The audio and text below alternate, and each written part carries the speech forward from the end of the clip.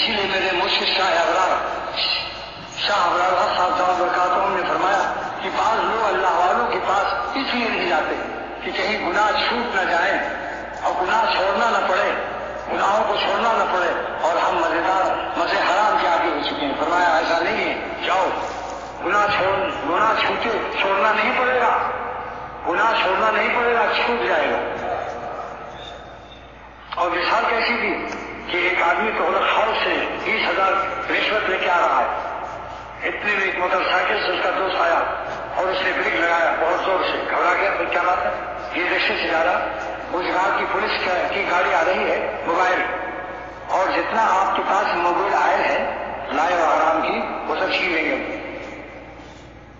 تو وہ کیا کرے گا، لس ویلا تک پہنچ گیا تھا، گولی مار سے کچھ پیچھے، وہ ایک کسی گٹر میں سب ڈال دے گا جس کا ڈھکن کھلا ہو،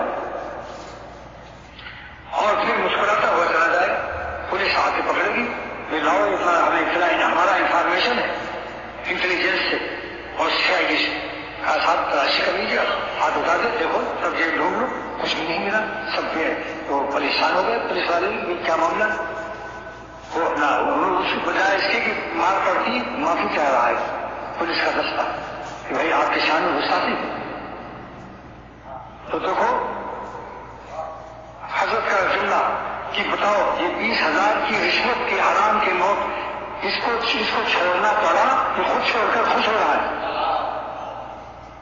تو جتنا یقین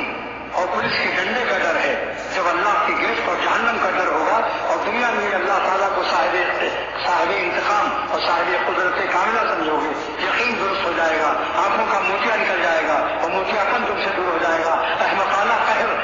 حماقت تم سے دور ہو جائے گا، تو انشاءاللہ تعالیٰ آپ گناہ آپ کو چھوڑنا نہیں پڑے گا، چھوٹ جائے گا، اور گناہ چھوڑ کر آپ خوشیاں محسوس کریں گے کہ اللہ تعالیٰ آپ کا احسان ہے، مجھے شرمندگی ہے،